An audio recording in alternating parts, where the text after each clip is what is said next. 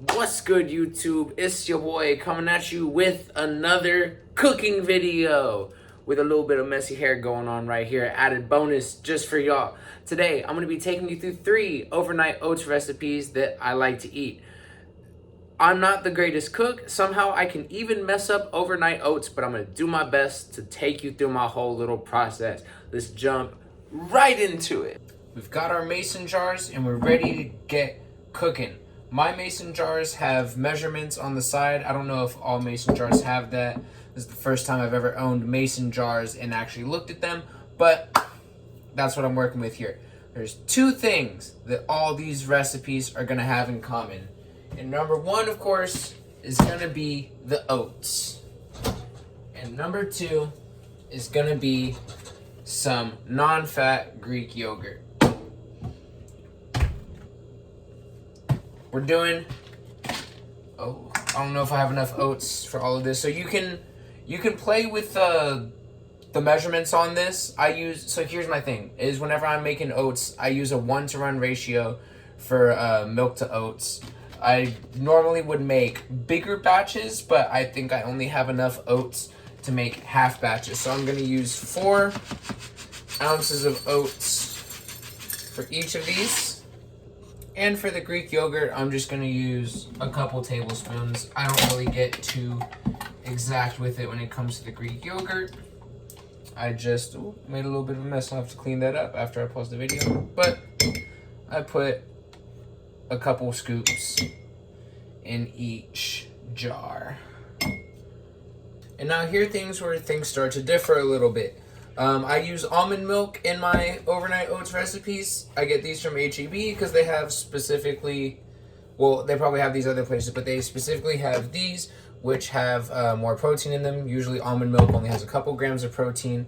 These have 8 grams of protein, which I think is pretty similar to like whole milk. So for 2 of these, I'm gonna use 4 ounces of just the plain one. And then for 1 of these, I'm gonna use 4 ounces of the chocolate one. Remember, if your mason jars do not have measurements on the side, you're going to need to actually measure yours out. Unless you're just a god at eyeballing it, then, go for it. It's your world. Do what you got to do. And this is where things also start to differ a little bit again. I have 3 different fruit combinations that I like to use whenever I make my overnight oats. So I'll go ahead and start. The first one, I like to use a wild berry mix. It's got some raspberries, blueberries, and blackberries. We're gonna go ahead and slide those on in there. Mess has been cleaned. Second one we're going in with is just some apple slices. Gonna be more careful not to make such a mess this time. Oh, dropped one.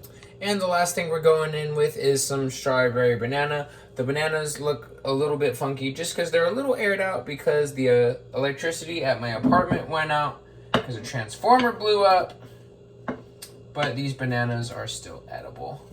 And I'll probably eat this one first this week just to make sure that they don't go spoiled rotten. Important thing before I move on with the apple one, I am going to season it with a bit of cinnamon. Really goes a long way with the taste on this one.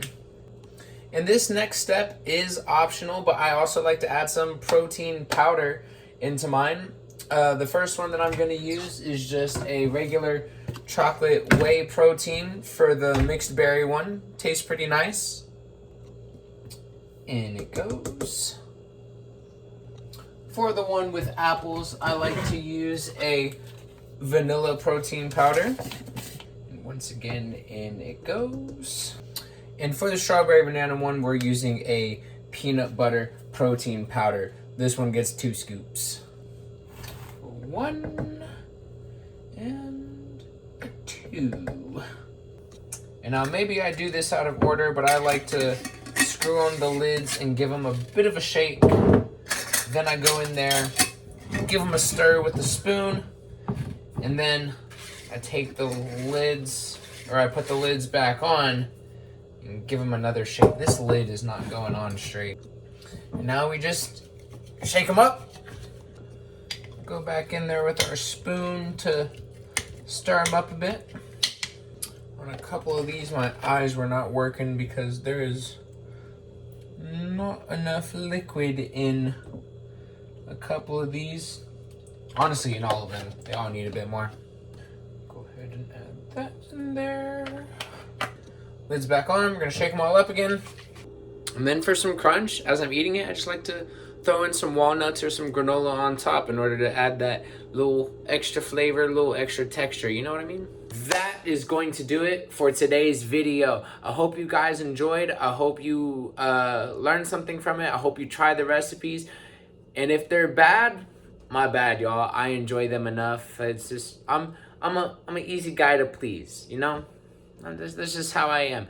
But like I said, I hope you enjoyed this video. Thank you so much for watching, and I will catch you in the next video.